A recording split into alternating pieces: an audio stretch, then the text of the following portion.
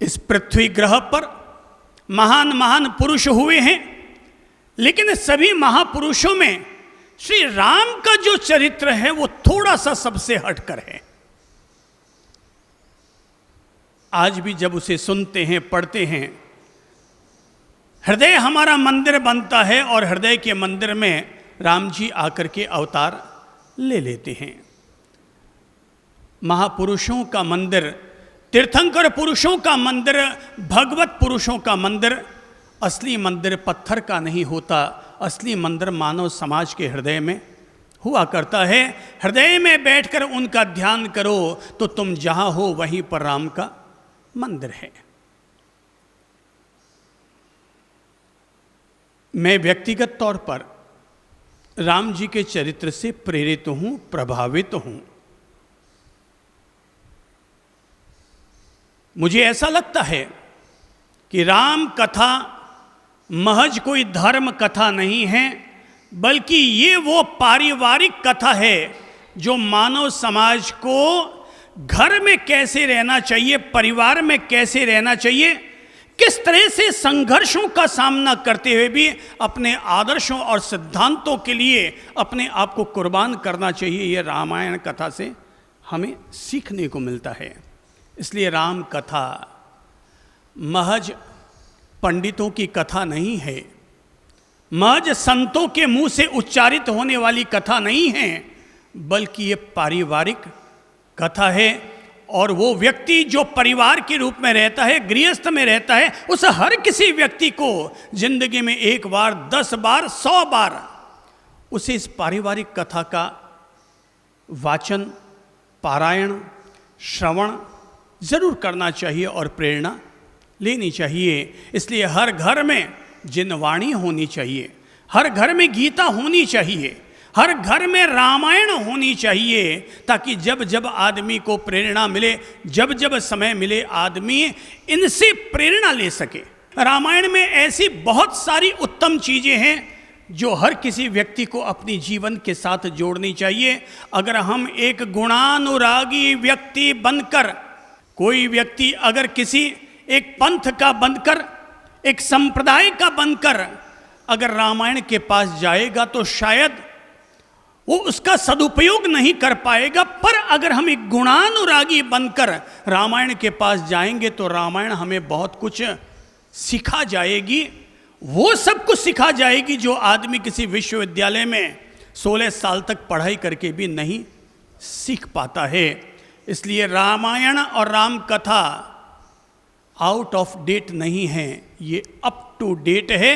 ये तब भी उपयोगी थी और ये आज भी उपयोगी है। हमने तो जब सन्यास ले लिया था तो एक साथ माता पिता और 2 भाई 4 लोगों ने जब सन्यास लिया तो दीक्षा तो ले ली थी, पर 4 लोग हम एक साथ थे। तो रामायण की कुछ ऐसी प्रेरणाओं ने हमारे अंतर हृदय को निर्मल किया था कि हम जब तक माता पिता रहे तब तक हमारे लिए माता पिता ही मंदिर थे, माता पिता ही तीर्थ थे, और उनकी कही हुई बात ही हमारे लिए ईश्वर की बात हुआ करती थी। जब वो चले गए तो हमने रामायण से ही कुछ प्रेरणाएं ले रखी थी। और आज भी हम अगर 2 भाई हैं, चंद्र प्रभु और ललित प्रभु, हमारी उम्र आज अगर 57 और 59 साल के करीब हो रही है, तो हम आज भी एक दूसरे के लिए जान छिड़कते हैं, एक दूसरे के लिए कुर्बान होने को तैयार रहते हैं। और एक भाई भाई के लिए 1 सेकंड में अभी हम भी सजल हो जाते हैं। और भावनात्मक स्तर पर शरीर हम दोनों के 2 अलग अलग होंगे, पर भावनाएं एक है, आत्मा एक है, हमारी विचारधारा एक है। और एक दूसरे के लिए अपने स्वार्थों का परित्याग करने के लिए 1 सेकंड में तैयार हो जाते हैं। ये प्रेरणाएं कहाँ से मिली होंगी हमें? मैं कहूँगा इसमें राम कथा का, रामायण का बहुत बड़ा अवदान है। चलिए मैं आप लोगों को ले चलता हूँ थोड़ा सा राम कथा की तरफ, रामायण की तरफ, राम के महान चरित्र की तरफ। और जब ले जा रहा हूँ तो सीखो पहली प्रेरणा कि राम कथा हमें क्या सिखाती है, और तब आपको पता चलेगा एक महत्वपूर्ण घटना की तरफ आपको ले जाता हूं, और वो है सीधा कैकेयी के द्वारा वचन मांगना। क्योंकि यही वो घटना है जहां से रामायण पूरी एक नई दिशा ग्रहण करती है, और यहां से हमें पहली प्रेरणा मिलती है। मेरे भाई, राम कथा से सीखो कि अपने आप को कभी भी स्वार्थ में अंधा मत बनाओ, और स्वार्थ की वृत्तियों से खुद को मत घेरो। स्वार्थ में घिरने के कारण ही अयोध्या में अनर्थ हुआ, रघुकुल में अनर्थ हुआ। अगर स्वार्थ वृत्ति न पनपती तो राम का वनवास नहीं होता। उत्तेजित करने वाले लोग तो यहां उत्तेजित करने वाले मिलेंगे। मंत्रा जैसे लोग हमारे आसपास में रहते हैं, और हमें तोड़ने के लिए, हमारा स्वार्थ पूरा करने के लिए उकसाने वाले लोग मिल जाएंगे। कभी कभी ऐसा होता है, वो अपने पति दशरथ से क्या मांगते हैं? 2 वचन। नंबर 1 भरत के लिए राज्य, और नंबर 2 राम के लिए 14 वर्ष का वनवास। अब देखो कि जब माता कैकेयी के मन में स्वार्थ की वृत्ति पैदा हुई तो षड्यंत्र भी रचा गया। माता कैकेयी के मन में जब स्वार्थ वृत्ति पैदा हुई तो पति के साथ भी ऐसा व्यवहार किया गया जैसे कि किसी दुश्मन के साथ आदमी करता है।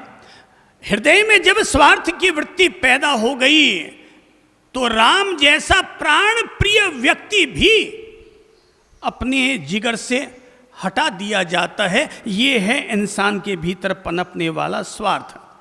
और जैसे उनके लिए 2 वचन मांगे गए, जब हमारे घर में भी इसी तरह से जब स्वार्थ की वृत्ति पैदा हो जाती है तो घर में रहने वाले 4 भाई एक साथ एक ही घर में रहे, एक ही घर में पालन पोषण हुआ, एक ही माँ बाप की संतान, जब तक शादी नहीं होती चारों भाई साथ रहते हैं। पर जब चिंगारी लगाने वाली कोई एक शख्स हमारे घर में आ जाती है तो वो एक ऐसा स्वार्थ भाव पैदा कर देती है। उसके बाद दुकान में अगर भाई जा रहे हैं, वो सोच रहा है मैं कैसे अपना गुल्लक भरूं, और वो सोचता है मैं कैसे अपना गुल्लक भरूं। तो सब अपना अपना जेब भरने में लगे हुए रहते हैं।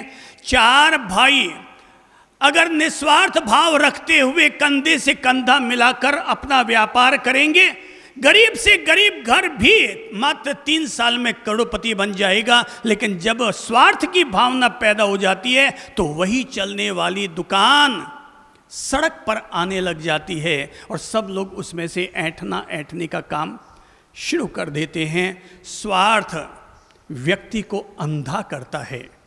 अंधा वो नहीं होता जिसके पास आंख नहीं होती, असली अंधा वो होता है जिसके पास आंख तो होती है पर स्वार्थ जिसे अंधा कर देता है वही व्यक्ति सबसे ज्यादा बड़ा अंधा होता है। राम कथा से सीखो।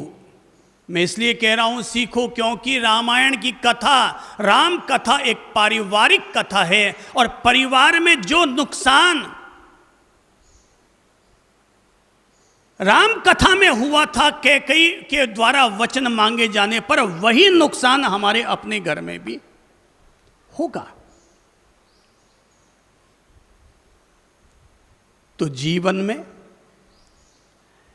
अपने बच्चों को इस बात की प्रेरणा दो, हमेशा संस्कार दो, मेरे बच्चों तुम्हें अपने जीवन को जैसा जीना है वैसा जी लेना, पर कभी भी अपने मन में स्वार्थ की भावना मत लाने देना। जिस दिन आप अपने घर में बहुरानियों को लेकर के आते हैं उस दिन बहुरानियों को बिठा करके एक मीटिंग जरूर कर लेना और उनसे कहना मेरी बहुरानियों तुम्हें जैसा जीना है तुम अपना जीवन वैसा जीना, बस केवल एक वृत्ति को जगह मत देना दिल में, और वह स्वार्थ की वृत्ति। तुम्हारी जेठानी भी तुम्हारी बहन है और जेठानी के बच्चे भी तुम्हारे अपने बच्चे हैं। तो ऐसी स्थिति में स्वार्थ की वृत्ति न पनपे, ये प्रेरणा देना घर के बड़े बुजुर्गों का काम होता है। स्वार्थ पैदा हो जाएगा तो घर में आग लगेगी, और जब तक स्वार्थ नहीं रहेगा तब तक घर में बाग लगेगा। एक खास घटना याद आ रही है। कहते हैं कि मुंबई के बम कांड के दौरान, तब ताज होटल में आग लग रही थी, तो ताज होटल धूं धूं करके जल रही थी, पूरा मुंबई सुलग रहा था। फायर ब्रिगेड की गाड़ियां दौड़ रही थी, आग बुझाने के लिए जगह जगह पहुंच रही थी। इतने में ही होटल के ठीक बगल में समंदर के किनारे पेड़, और पेड़ पर बैठे थे दो जीव जंतु, एक का नाम था बंदर और एक का नाम था चिड़िया। हो सकता है यह प्रतीकात्मक कहानी हो, पर बात में बड़ा दम है। तो आग देखी गई, फायर ब्रिगेड वाले पानी छिड़क रहे थे, तो चिड़िया ने बंदर से कहा, बंदर मामा, इंसान लगी हुई आग को बुझाने का प्रयास कर रहे हैं, तो तुम भी तो इतने मोटे जानवर हो, और पास में ही मिट्टी का सकोरा पड़ा है, इसमें पानी भरो और तुम भी डालो। बंदर मामा ने, क्या ज्यादा ज्ञान मत देना वरना तेरा घोंसला उठा के तोड़ के फेंक दूंगा। चिड़िया ने कहा, भाई मैं तो तुझे भली सीख दे रही हूं, अगर तुझे लेना है तो ले और नहीं लेना है तो मत ले। बंदर ने कहा, डट भाग यहां से। चिड़िया ने सोचा, ये बंदर भले ही पानी न डाले, ये बंदर भले ही आग न बुझाए, पर ये चिड़िया तो अपना दायित्व जरूर पूरा करेगी। चिड़िया उड़ी, चोंच में पानी भरा समंदर से, उड़ कर के आई और ऊपर से पानी गिराया। पानी नीचे पहुंचा तब तक तो वापस खत्म हो गया, भस्म हो गया। पर चिड़िया बार बार समंदर में जाती है, चोंच में पानी भरती है और लाकर पानी आग में डालती है। दिन भर ये क्रम चलता रहता है, और सांझ के वक्त जब दिखता है कि ये सारी आग बुझ चुकी है, तो बंदर को मजाक सूझी। बंदर ने चिड़िया से पूछा, ए चिड़िया क्या हुआ? तो अगर एक एक बूंद पानी डाल रही थी तो इससे हुआ क्या? बोले, महत्व इस बात का नहीं है कि आग बुझी कि ना बुझी मेरे पानी से, पर महत्व इस बात का है मैंने प्रयास तो किया। मैंने आग बुझाने का प्रयास किया। मैंने तुझे भी कहा था, तू मुझसे ज्यादा समर्थ था, मगर तूने आग बुझाने का काम नहीं किया। तुझसे तो मैं कहीं ज्यादा अच्छी हूं।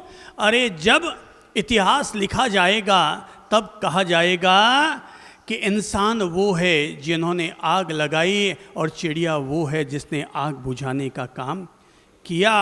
अपने जीवन में हमेशा आग बुझाने का काम करो, आग लगाने का काम मत करो। घर में कैकई मत बनने दो, घर में मंत्रा को खड़ा मत होने दो, घर में शकुनी को मत आने दो, वरना सबका घर वही हाल होगा जो हाल श्री राम कथा में श्री राम का हुआ था।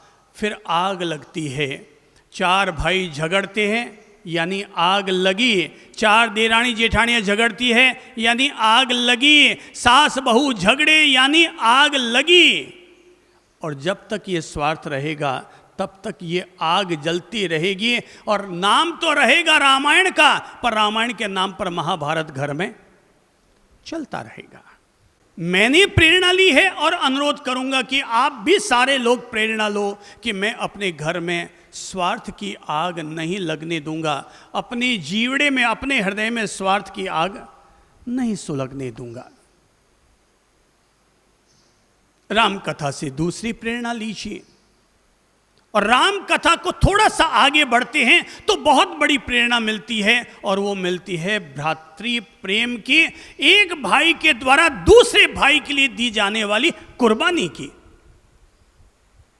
आज भी जब कोई दो भाइयों में बहुत ज़्यादा हेत नेह देखते हैं तो कहते हैं भाई ये राम लखन हैं, ये कलयुग के राम लखन हैं, और कलयुग के राम लखन हैं इसलिए लोग उनको देखकर भी उनकी अनुमोदना करते हैं।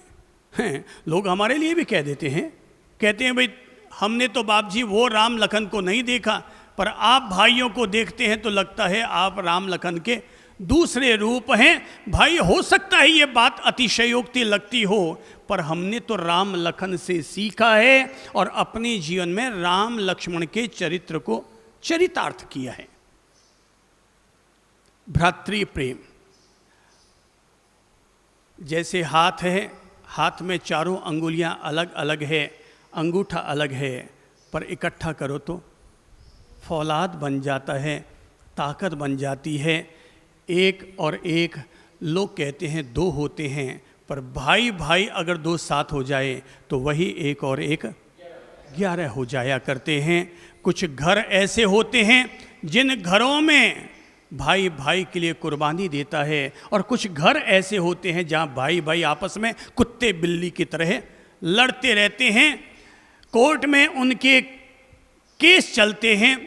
अभी 2 साल पहले ही जब हम भीलवाड़ा में थे तो हमने यात्रियों के रुकवाने के लिए जो धर्मशाला ली थी, तो वहाँ जाने पर पता चला कि उस धर्मशाला के जो मालिक थे, तो 2 भाइयों में करीबन 10 साल तक केस चला, और एक भाई कहता है कि मैं अपने छोटे भाई को कुछ भी नहीं दूंगा।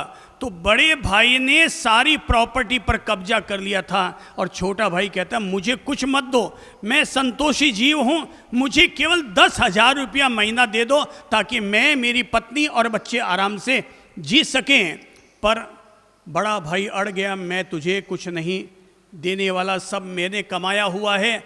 आखिर उनकी माँ अड़ गई, बोले कुछ भी हो जाए बेटा, तूने केवल 10,000 रुपया महीना मांगा है और उसके लिए भी भाई मना कर बैठा, चल मैं तेरा साथ देती हूँ। और तब माँ ने अपने छोटे बेटे का साथ दिया। कोर्ट में लड़ी, माँ जाकर के लड़ी अपने ही बेटे के खिलाफ, और 10 साल भले ही लगे हों, पर 10 साल के बाद न्याय मिला और छोटे बेटे को पूरे 100 करोड़ रुपए की संपत्ति हाथ लगी। देख लो भाई, जहां भाई आपस में लड़ते हैं, खुद का मुनाफा कम और वकीलों का मुनाफा ज्यादा होता है। तो जो नुकसान हम वकीलों के पास जाकर उनको फीस देने के लिए लगाते हैं, अगर अपनी समझदारी का उपयोग कर लें तो उतनी कुर्बानी अगर हमने पहले से ही कर डाली तो भाई और भाई के बीच में कलह भी नहीं होगा। कई भाई ऐसे मिलते हैं जो आपस में बोलते भी नहीं, कई भाई ऐसे मिलते हैं जो एक दूसरे का मुंह देखना भी पसंद नहीं करते। वो भाई पता चल जाए वो उस शादी में गया है तो पहला वाला नहीं जाएगा। हम उदयपुर में थे तो वहां एक भाई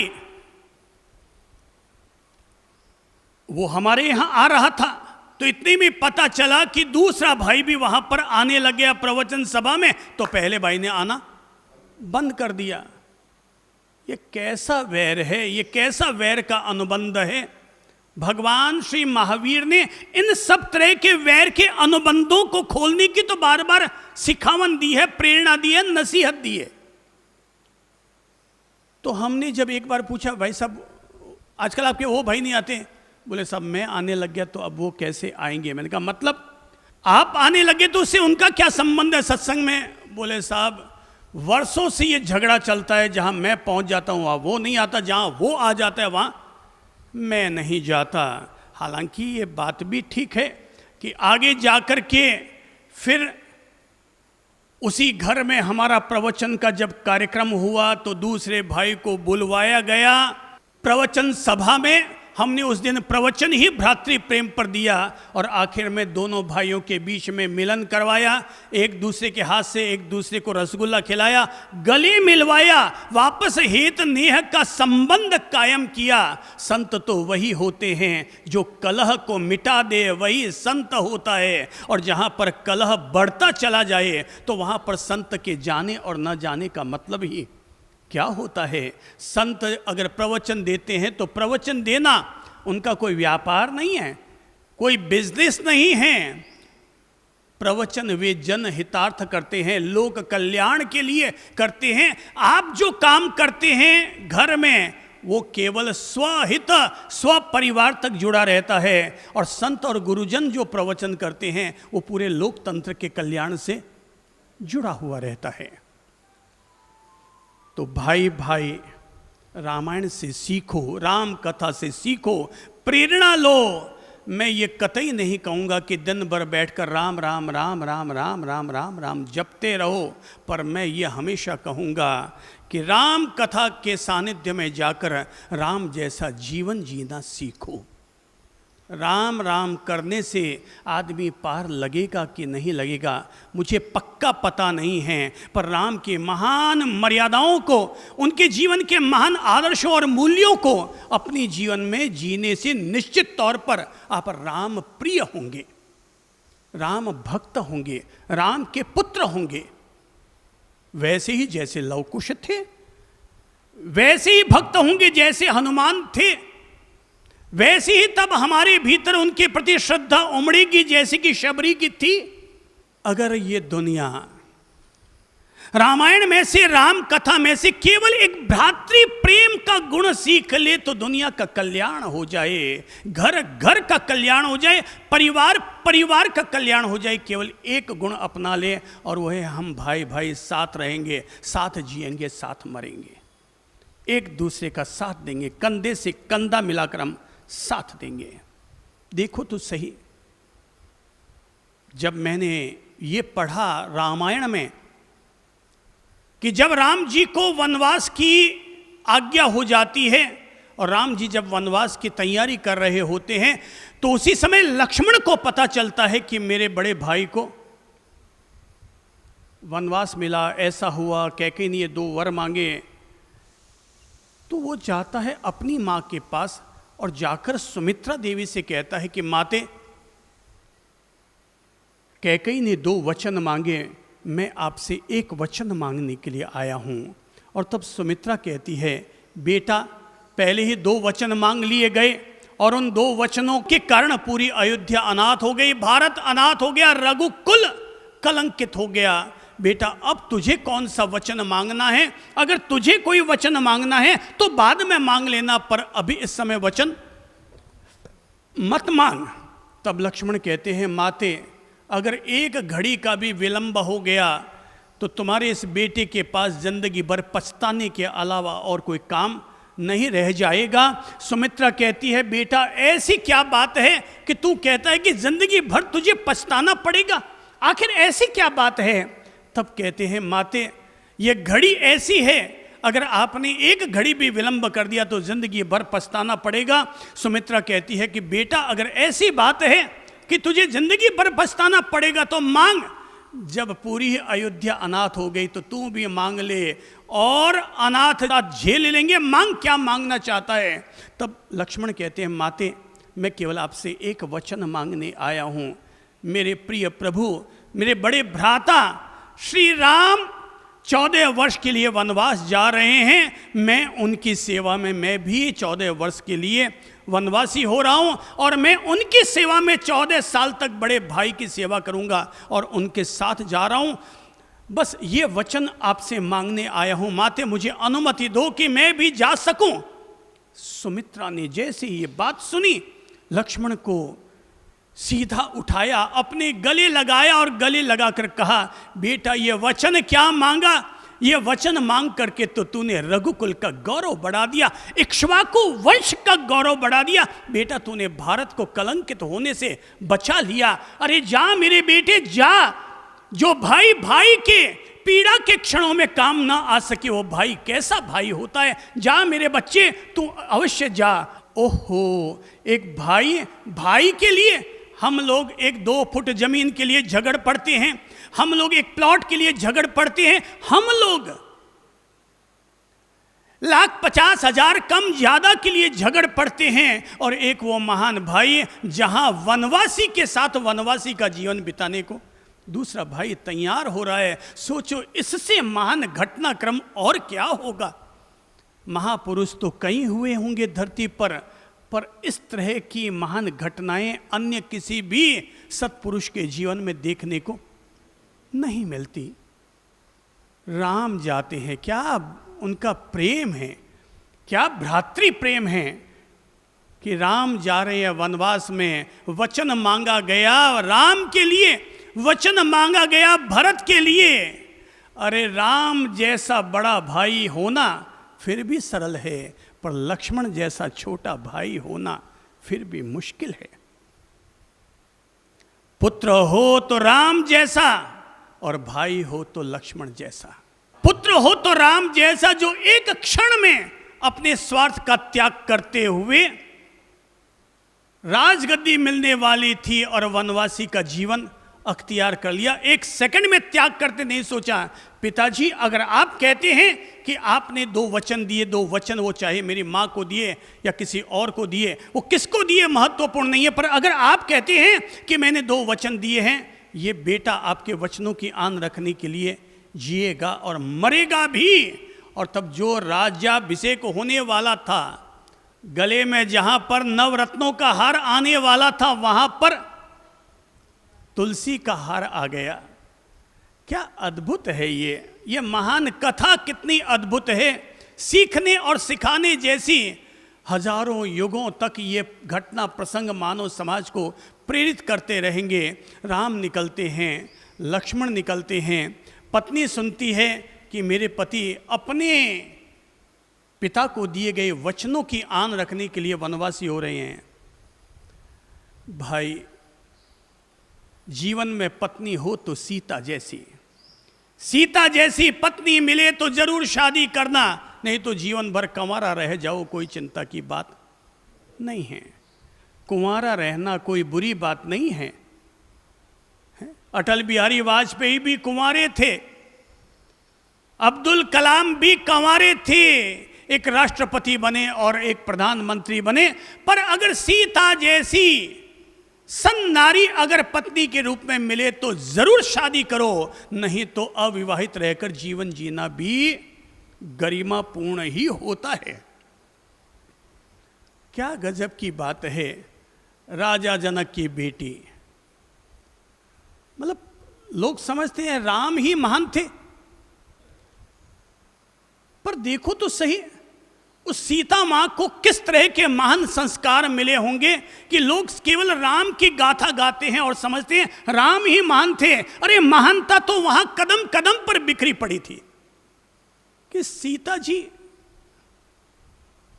झट से तैयार होती है, कहती है कि मैं आपके साथ चलूंगी। राम मनाते हैं, दबाव डालते हैं कि यह काम तेरे लिए ठीक नहीं है, जंगलों में रहना कोई हंसी खेल का काम नहीं है।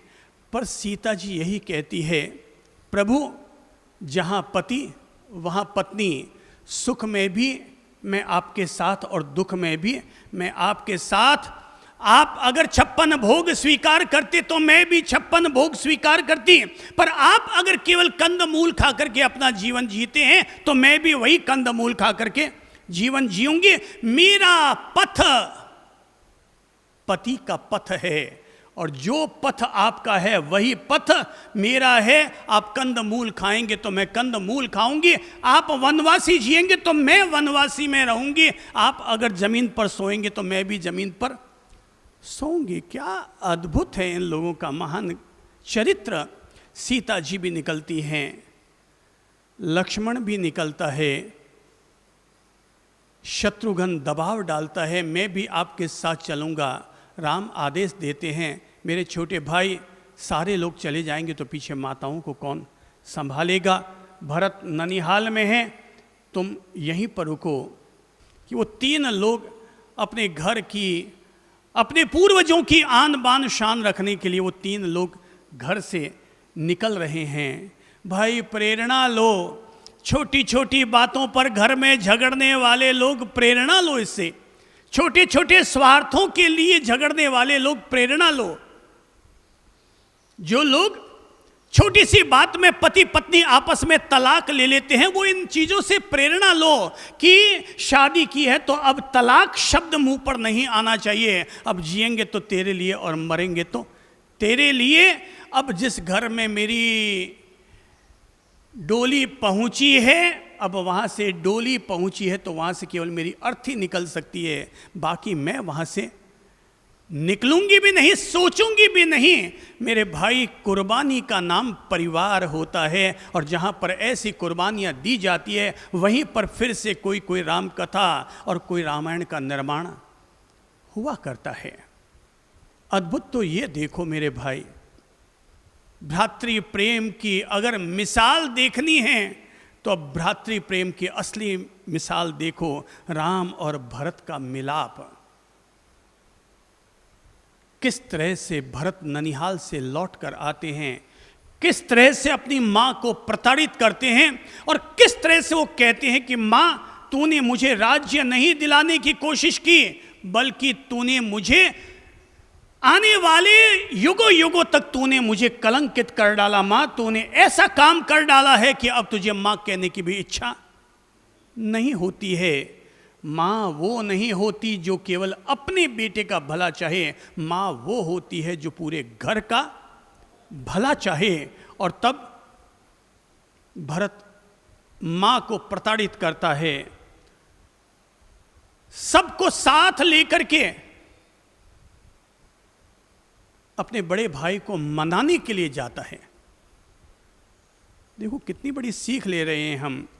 हमारे घर में अगर बोलचाल बंद हो जाए तो हम शादी की निमंत्रण पत्रिका देने के लिए तैयार नहीं होते हैं, और वहाँ पर वो भाई अपने भाई को मनाने के लिए राज मुकुट और सारे सेना और सब चीज़ों को साथ लेकर के जाते हैं, मंत्री गुरुजन सबको साथ लेकर जाते हैं, और भरत और राम का मिलाप होता है। और जिस तरह की बातें वहाँ पर होती हैं, 3-3 दिन तक मीटिंग चलती है, स्वयं निरासक्त रहने वाले, अनासक्त रहने वाले जनक भी हतप्रभ रह जाते हैं कि मुझे पता नहीं मैं किसके पक्ष में बोलूं और किसके पक्ष में न बोलूं। और तब वो कहना पड़ता है उनको, राम जैसा पुत्र और भरत जैसा भाई संसार में देखने को नहीं मिलता है। अद्भुत तो अब ये देखो कि जब राम अडिग रहते हैं कि जिन वचनों की आन रखने के लिए मैंने वनवासी का जीवन लिया, और अपने जिन वचनों की आन रखने के लिए पिता ने प्राणों का उत्सर्ग कर डाला, मेरे भाई भरत, तेरे लिए राम अपनी जान कुर्बान कर सकता है। माँ कह के अगर तुझे राज्य दिलाना चाहती थी, मैं हंसते हंसते दे देता। मैं भोगूं या तू भोगे, एक ही तो बात है। जो सुख मेरा है वो तेरा है, जो तेरा है सो मेरा है। यही तो है भ्रातृ प्रेम। पर जहां इतनी इतनी कुर्बानियां हो गई मेरे भरत, अब मैं तुझे मना नहीं कर सकता हूं, पर मेरा अब धर्म मुझे यही कहता है कि मैं अपने इन वचनों पर अडिग रहूं। और तब भरत कहते हैं, भैया अगर आपका यही प्रण है कि मैं 14 साल वनवास में रहूंगा, तो आज से 14 साल के लिए भरत भी राजमहल में रहकर भी वनवासी का वेश रखेगा, वनवासी का जीवन जिएगा, और जो चीजें आप खाएंगे वही कंदमूल खाकर ये भरत अपना जीवन गुजारेगा। और तब भरत कहते हैं, प्रभु मेरे प्रिय भाई, ए मर्यादा पुरुषोत्तम, तुम केवल एक काम करो, तुम्हारे जो चरण पादुकाएं हैं, तुम्हारे जो खड़ाऊ हैं, ये खड़ाऊ मुझे दे दो, ताकि मैं इनके अधीन रह करके और राज्य का संचालन, भारतवर्ष का संचालन कर सकूं। क्या अद्भुत है कि एक भाई अपने बड़े भाई को इतना भगवत तुल्य मानता है कि उसके खड़ाऊ लेता है, अपने सिर पर रखता है, और सिर पर वो खड़ाऊ लेकर के आता है। शायद उस समय के जितने भी देवी देवता भी रहे होंगे, उनकी भी आंखें छल छला आई होंगी, और उनको भी लगा होगा दुनिया में ऐसा भ्रातृ प्रेम कहीं और देखने को नहीं मिल सकता। और तब वो खड़ाऊ लेकर के आता है, राजगद्दी पर विराजमान करता है, राज्य से बाहर जाकर के राज्य की सीमा पर झोंपड़ी बनाकर भाई रहता है भरत। बहुत बड़ी बात है ये मामूली बात नहीं है। ऐसा अद्भुत चरित्र, इससे जितनी प्रेरणा लो उतनी कम है। हम लोग तो सासू जमीन पर बैठी रहते, दम से जाके सोफे पर बैठ जाते हैं। सासू जमीन पर बैठी और बहू रानी सोफे पर बैठ जाते हैं। दादाजी जमीन पर बैठ के खाना खा रहे हैं और पोता बाबू बिना टेबल कुर्सी के खाना ही नहीं खा पाता। ये देखो, प्रेरणा लो, सीखो। पारिवारिक कथा है, मैंने कहा ना, राम कथा पारिवारिक कथा है, और परिवार में कैसे रहना चाहिए ये अद्भुत गुण हैं। और भरत अपनी शैया कैसे लगाता है पता है किसी को? कि जितनी जमीन इंसान के सोने के लिए चाहिए वो उतनी जमीन को 2 फुट गहरा गड्ढा करवाते हैं और वहां पर चटाई बिछा करके रोजाना शयन करते हैं। ये कितनी बड़ी बात है मेरे भाई बहनों। सोच करके हृदय द्रवित हो उठता है। ऐसे भी भाई होते थे जो अपने भाई का इतना मान रखते थे आदर के लिए कि भाई वो जमीन पर सोएंगे तो मैं उनके बराबर ना सोऊं।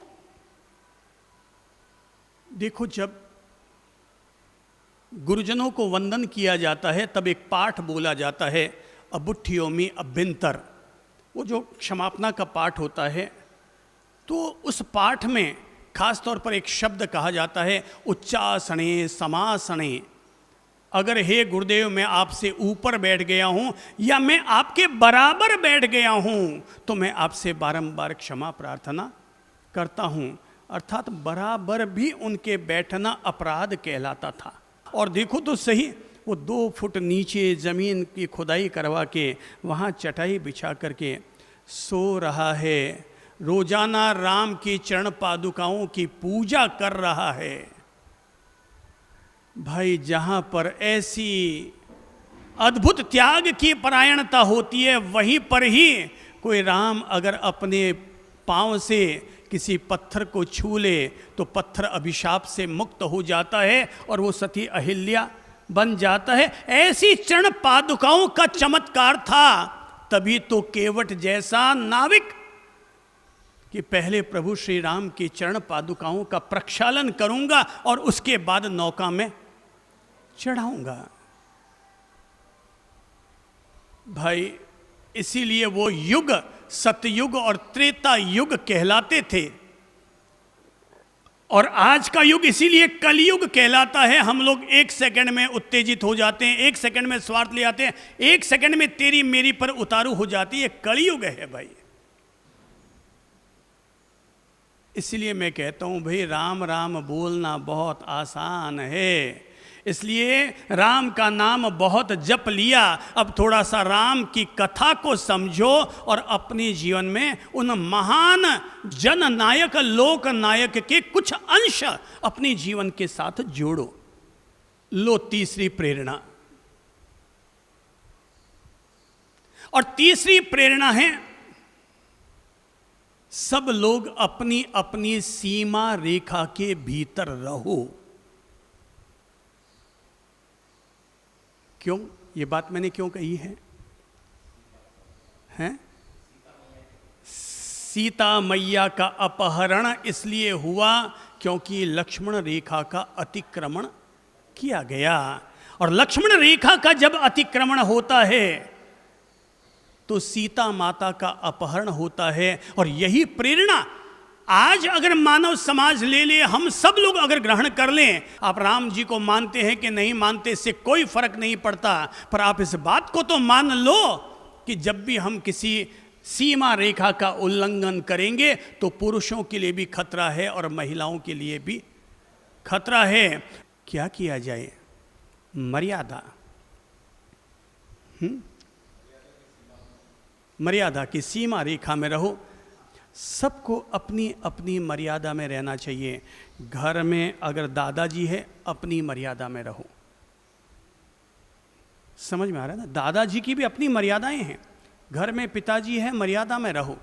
इसलिए घर में जब बहू आ जाती है ना तो मम्मी पापा से कहती है, अब तो कुछ ढंग से बोलो, अब तो कुछ समझ के बोलो, घर में बहू बैठी है। अब कोई जैसा था वैसे बोल लिए, जैसा था वैसा पहन के आ गए। यानी मर्यादा रखो। ससुर जी की अपनी मर्यादा है, सास की अपनी मर्यादा है, बहू की अपनी मर्यादा है, बेटी की अपनी मर्यादा है, पुत्रों की अपनी मर्यादा है। और जहाँ जहाँ मर्यादाओं का, सीमा रेखाओं का अतिक्रमण होता है, युग को जो पथ भ्रष्ट होना पड़ा है, इसकी मूल वजह है हमने सब लोगों ने अपनी अपनी सीमाएं छोड़ दी। संतों ने भी अपनी सीमाएं छोड़ दी, गृहस्थ लोगों ने भी अपनी सीमाएं छोड़ दी। सीमा का तो जब भी अतिक्रमण करोगे हमें किसी न किसी खतरे का और कष्ट का सामना करना पड़ेगा। तो तय करे, समाज तय करे, दुनिया तय करे कि हम हमारी मर्यादा में रहेंगे, अपनी सीमा में रहेंगे। देखो अभी भी कुछ परंपरा के लोग ऐसे हैं जिनकी घर की महिलाएं घर से निकलती है बाहर, पूरा सब कुछ पहन कर निकलती है, पर मैं इतना ज़रूर कहूँगा कि इतना ज़रूर पहन लिया जाए कि जिससे हमारी मर्यादा बनी हुई रहे,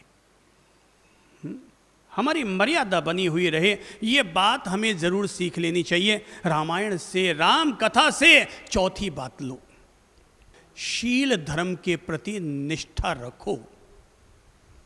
चौथी प्रेरणा, ये प्रेरणा ले रहा हूं मैं, राम और लक्ष्मण के सामने आती है शूर्पणखा, हैं?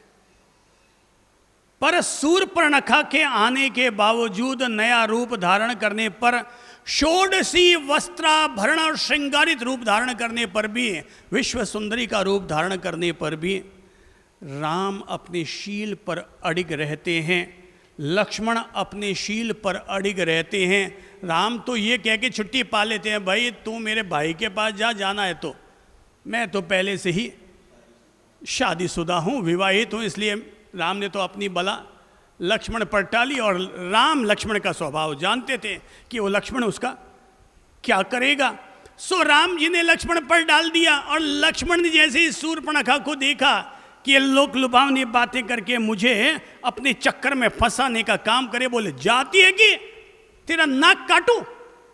बोले नाक काटूं? ये सुनना था कि वो अपने राक्षसी असली ओरिजिनल रूप में आ गई, और फिर उसे जैसे खाने को आई कि लक्ष्मण ने वास्तव में कटार चला दी और उसकी नाक कट गई। अब वो नक कटी तो जाएगी तो वापस अपने भाई के पास ही जाएगी, तो भाई के पास कि अब मेरी लाज रखो, मेरा ये करो वो करो। अरे भाई, तेरे पास अगर शील समाधि होगी तो खुद तुझे भगवान ताकत देगा, पर तूने खुद नहीं गलत रास्ता अपना लिया तो फिर भाइयों की शरण में ही जाना पड़ेगा। पर वो शील धर्म के प्रति उनकी निष्ठा सीखो। कुछ भी हो गया, वनवासी का जीवन मिल गया तो अब हम वनवासी का ही जीवन जिएंगे। वो नहीं हिले, वो शील धर्म पर मरते दम तक अडिग रहे। मरते दम तक मैं इसलिए कह रहा हूं कि अगर राम जी के द्वारा बाद में राजसूय यज्ञ का आयोजन होता है और उस यज्ञ में जब ये बात कही जाती है कि आपको दूसरी शादी करनी पड़ेगी क्योंकि बिना दंपत्ति, बिना सजोड़े हुए राजसूय यज्ञ का पूजन, विधान, हवन नहीं हो सकता। राम राजसूय यज्ञ को इनकार करने को तैयार हो गए, पर दूसरा विवाह करने को तैयार नहीं हुए। ये है शील धर्म। उन्होंने युवा अवस्था में ही, शादी होती सुहाग रात के दिन ही सीता जी के सामने प्रतिज्ञा ले ली थी, वचन दे दिया था। और रघुकुल का तो नियम है कि रघुकुल रीति सदा चली आई, प्राण जाए पर वचन न जाई। और वचन दे दिया था। जब सुहाग रात का समय था तो राम जी पहुंचे, सीता जी के पास जाना होगा, 11 बजे पहुंचे, रात को 2 बजे। और जब 2 बजे आए होंगे तो कहा कि क्या बात है, आपने इतनी विलंब कैसे कर दी? बोले भाई मैं तो समय पर ही आ रहा था, पर माता कौशल्या ने कह दिया सुहाग रात के दिन जा रहे हो अपनी पत्नी के पास तो खाली हाथ नहीं जाते हैं। तो मैंने कहा भाई मेरे पास तो इस समय और कुछ है नहीं। तो माता ने कहा ठहर, मैं तेरे लिए लेकर आती हूँ। अब माता गई, राजकोष में से ढूंढा कर निकाल कर लाई, और उसमें उनको 2 घंटे लग गए। और तब वो चूड़ामणि रत्न उन्होंने ला कर के दिया था, लो सीते मैं तेरे माथे पर लगा देता हूँ। पता नहीं सीता जी को भी थोड़ा सा मजाक सूझ गई होगी। सीता जी ने भी कह दिया होगा प्रभु ये चूड़ामणि रत्न तो माता ने दिया है, आप क्या लेकर के आए? अब तो राम जी भी अंदर से हिले कि यार बात तो सही है कि ये चूड़ामणि रत्न तो माता कौशल्या ने दिया है। मैं क्या दूं, मैं क्या दूं, मैं क्या दूं। 3 बार सोचा और सोच करके सीता को अपने करीब बुलाया और सीता के सामने मुंह करके कहा, सीते तुमने कहा कि मैं तुझे क्या दे रहा हूं, तो लो सीते मैं तुझे ये वचन देता हूं। क्या देता हूं? वचन। अपने मुंह से निकले हुए शब्दों का हमेशा सम्मान करो। मैंने अगर कह दिया ऐसा होगा तो अपने लिए उसे पत्थर की लकीर बनाओ। ऐसा नहीं कि जबान है चल गई निकल गया नहीं। उसे अपने शब्दों का सम्मान करना, अपने कहे वचनों का सम्मान करना, दूसरे का नहीं बल्कि स्वयं हमारा अपना फर्ज होता है। और तब वो सीता से कहते हैं, प्रियतमे लो मैं तुम्हें वचन देता हूं। चूड़ामणि रत्न दिया, वो तो तब काम आया जब हनुमान जी लंका में पहुंचे थे और कहा था कि माते मैं राम जी की सेवा में वापस पहुंचूंगा तो कैसे पता चलेगा कि मैं आपको ढूंढ कर आया हूं। तब कहते हैं ये चूड़ामणि रत्न ले और राम जी को दे देना, उससे पता चल जाएगा कि तू सीता को ढूंढ कर खोज करके ले आया है, तूने उनका पता लगा लिया है। लेकिन वचन, और वचन तब ये दिया गया, राम जी ने कहा था, सीते जिस कुल में मेरा जन्म हुआ है, अवतरण हुआ है, उस कुल में 1 से अधिक पत्नी रखने की परंपरा रही है। मेरी भी 3 माताएं हैं, पर सीते मैं तुम्हें वचन देता हूं ये राम आजीवन 1 पत्नी व्रत का पालन करेगा। 1 पत्नी व्रत का पालन करेगा, ये वचन दिया जाता है। यही चीज़ तो है शील धर्म का, ये पालन है, ये वचनबद्धता का पालन है। और वही शील धर्म फिर देखने को मिलता है कि राजसूय यज्ञ का आयोजन होता है। मैं दूसरा विवाह नहीं करूँगा। ऐ पंडित प्रवरों, ऐ शास्त्रविद लोगों, कोई तो दूसरा मार्ग होगा, ढूंढो, ताकि राजसूय यज्ञ भी हो जाए और मेरा वचन भी अक्षुण्ण बना रह जाए। और तब कहा जाता है अगर ऐसी स्थिति बने कि राजा दूसरा विवाह करने के लिए तैयार न हो तो उसकी मूर्ति बनाकर पत्नी की वहाँ पर रखी जा सकती है, स्वर्ण मूर्ति रखी जाती है। ये है शील धर्म का पालन। आज भी जो माताएं बहनें अपने शील सदाचार का पालन करती है, उनमें आज भी उतनी ही ताकत होती है जितनी कि कभी सीता जी या इस तरह की अन्य महासतियों में वो सतीत्व और वो शक्ति रहा करती थी। आज भी उन लोगों में वही ताकत रहती है। बस केवल अपने सतीत्व का पालन, अपने शील धर्म का पालन निष्ठापूर्वक करने की जरूरत है। थोड़ा और आगे बढ़ते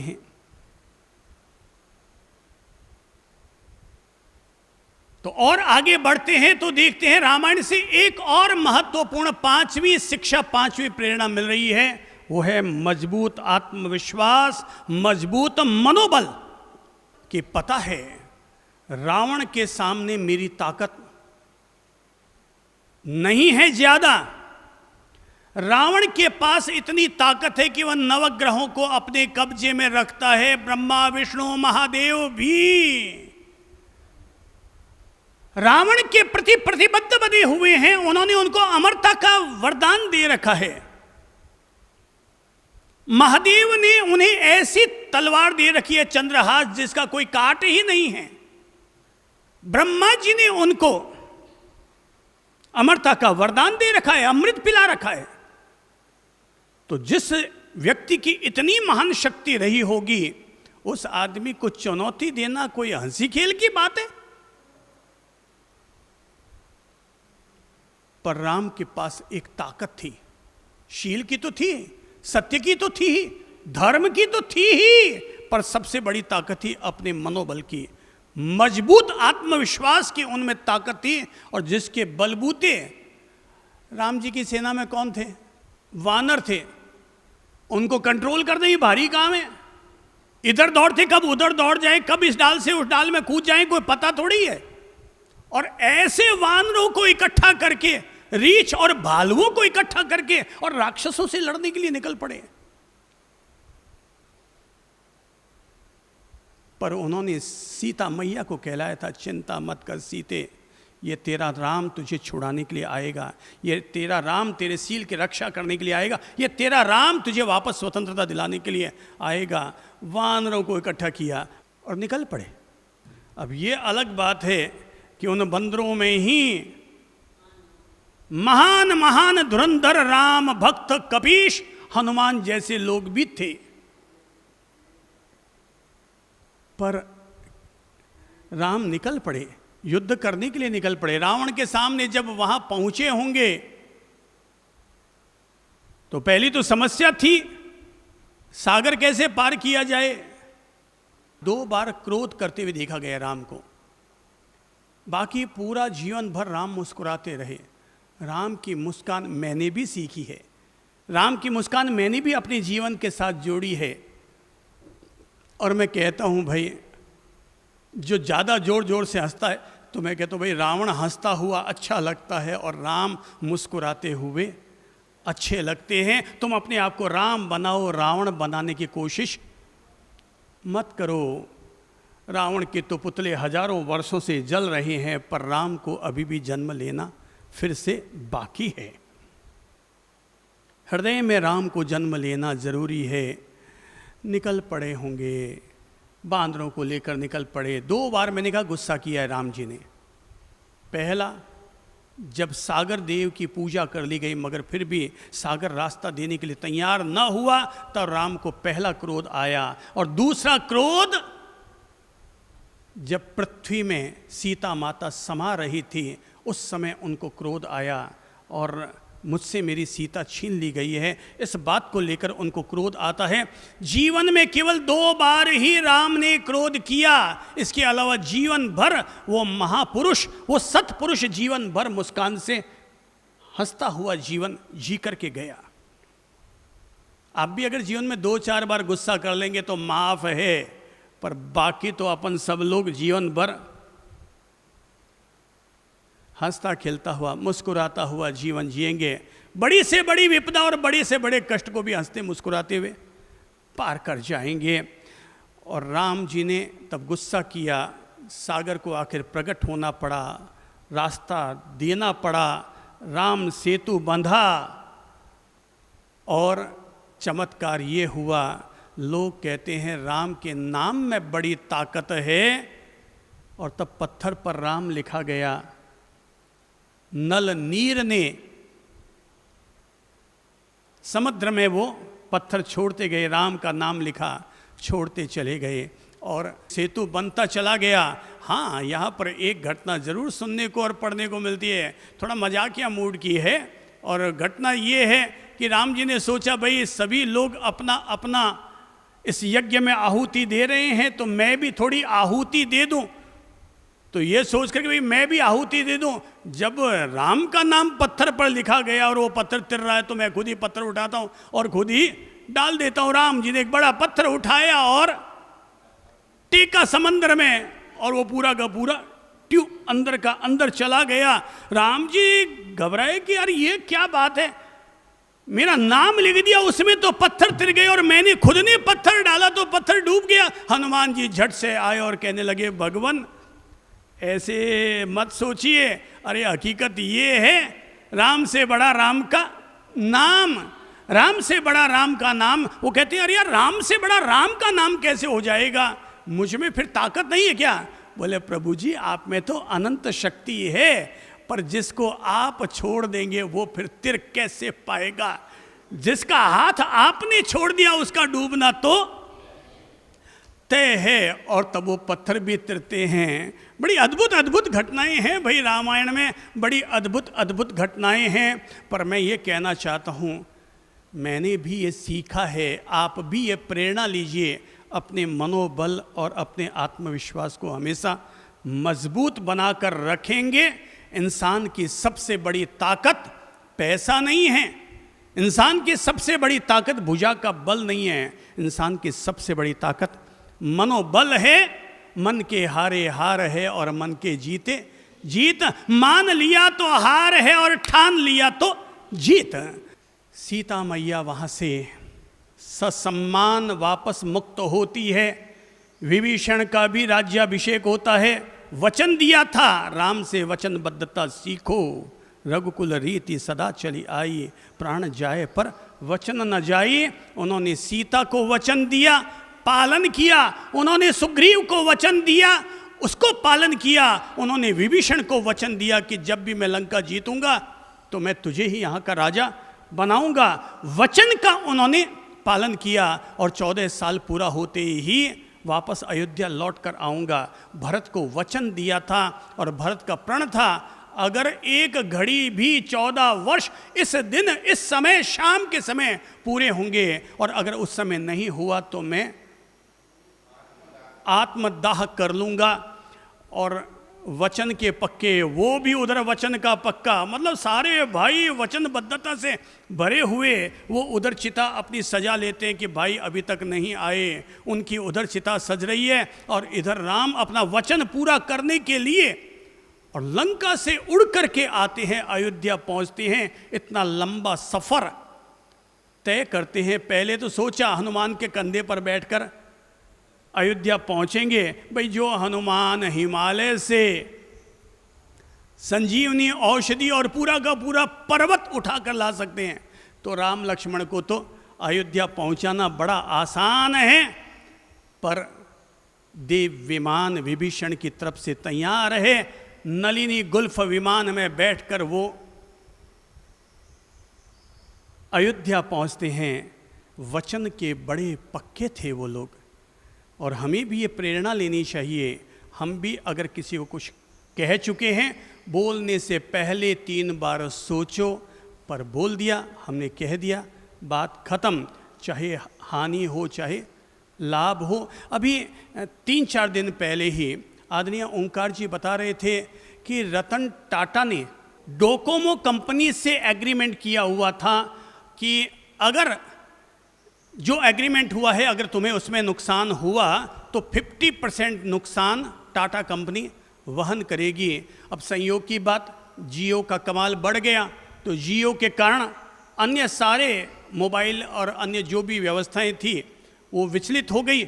तो टाटा कंपनी ने जो वादा किया था, अपने मुंह से बोली गई बात कि टाटा कंपनी ने अगर कहा है कि घाटा लगा तो 50% टाटा कंपनी देगी, तो आपको ये 50% मिलेगा, भले इसके लिए उनको 1500 करोड़ का नुकसान भी क्यों ना हो गया हो। भाई ये है वचनबद्धता। कहने से पहले सोचो, कह दिया, शब्द मुंह से निकल गया, और जो मुंह से शब्द निकल गया उसका सम्मान अगला करे या न करे, तुम अपने कहे हुए शब्दों का सम्मान जरूर कर। सब मैंने कह दिया, बात खत्म हो गई ना। अब जो मुंह से निकल गया, अब घाटा है कि मुनाफा है, यश है कि अपयश है, मैंने कह दिया, अब बात खत्म हो गई। मैंने अगर कह दिया कि मैं आपको निभाऊंगा, तो मर के भी मुझे निभाना चाहिए और जी करके भी मुझे आपको निभाना चाहिए। कुल मिलाकर के वचनबद्धता थी, मनोबल मजबूत था। पर अंतिम एक बात ज़रूर मैं प्रेरणा के लिए कहूँगा, रामायण से हमें एक सीख और ले लेनी चाहिए, और वो है कभी किसी की निंदा मत करो। खुद भी अपने आप को लोक निंदा से बचा करके रखो। किससे? लोक निंदा से। खुद अपने आप को लोक निंदा से बचा कर रखो और अपने मुंह से कभी किसी की निंदा आलोचना मत करो। देखो निंदा का क्या दुष्परिणाम हुआ है, हैं? सीता जी का वनवास। राम जी के साथ सीता जी गई, वहां तक बात फिर भी समझ में आती थी, पर एक अकेली सती को, एक अकेली सन्नारी को और वनवासी जीवन जीना पड़ रहा है, ये कितनी अद्भुत बात है। समाज के लोग यहाँ पर क्या करें? लोग यहाँ साथ तभी देते हैं जब आदमी शिखर पर पहुँच जाता है, बाकी तो सब लोग यहाँ पर टांग खिंचाई करते रहते हैं। लोग समाज में भी, परिवार में भी, घर में भी एक दूसरे की टांग खिंचाई का काम करते रहते हैं। निंदा निंदा निंदा। इसलिए जब मुझसे कोई आता ना, ये कहने के लिए, बाप जी मैं आपको गुरु बनाना चाहता हूँ और मुझे गुरु मंत्र दीजिए, मैं कहता हूँ केवल कान में मंत्र फूंकने से कुछ नहीं होता, कुछ नियम भी लेना पड़ेगा। तो अभी इसी सोमवार को तो एक गर्ग परिवार को गुरु मंत्र दिया था, पर गुरु मंत्र देने के साथ मैंने उनको सबको एक नियम दिलाया। मैंने कहा आज से आपका एक नियम है। बोले क्या? आज से आप कभी भी अपने मुंह से किसी की निंदा नहीं करेंगे, न संत की, न धर्म की, न सास की, न जेठानी की। अपने मुंह से कभी किसी की निंदा आलोचना नहीं करेंगे। आपकी ओर से यही गुरु दक्षिणा है। और अगर कभी मुंह से किसी की निंदा हो जाए तो अगले दिन प्रायश्चित के रूप में एकासन व्रत संपन्न करेंगे। 5 मिनट तो सोचते रहे बाप जी। मेरी सासू माँ की तो आदत ही यही कि वो मेरे पास आकर के अपनी उस घर की जब तक सारी बात न सुना दे उनकी आत्मा को शांति नहीं मिलती। मैंने कहा कि आप अगली बार जब आए तो मना कर देना सासू माँ, मैं गुरु दक्षिणा में गुरु जी से वादा करके आ गई हूँ चंद्र प्रभु से कि मैं किसी की निंदा सुनूंगी नहीं और करूंगी नहीं। प्लीज़ मेरे सामने निंदा मत कीजिए। आपको केवल एक बार कहना पड़ेगा, देखो तो सही उसका क्या पॉजिटिव असर होता है। आपकी सासू माँ भी फिर इसके बाद कभी किसी की निंदा नहीं करेगी। निंदा करना सबसे बड़ी नेगेटिविटी है। और जैसे हम ये प्रतिज्ञा ले लेते हैं कि मैं कभी किसी की निंदा नहीं करूँगा, हमारा माइंड शांत होता है, पॉजिटिव होता है, हमारे रिलेशन सुधरते हैं। कुल मिलाकर मैंने बहते बहते में ही सही श्री राम प्रभु को आज के संदर्भ से जोड़कर हमने भी राम कथा से कुछ सीखा है। और मेरा मानना है जो भी व्यक्ति इस चरित्र के प्रति अपने आप को थोड़ा सा भी गंभीर करेगा और जोड़ेगा, उस व्यक्ति के घर का, परिवार का, उसके वातावरण का निश्चित तौर पर कल्याण होगा। राम का चरित्र महान है, महावीर का चरित्र महान है, कृष्ण का चरित्र महान है, बुद्ध का चरित्र महान है।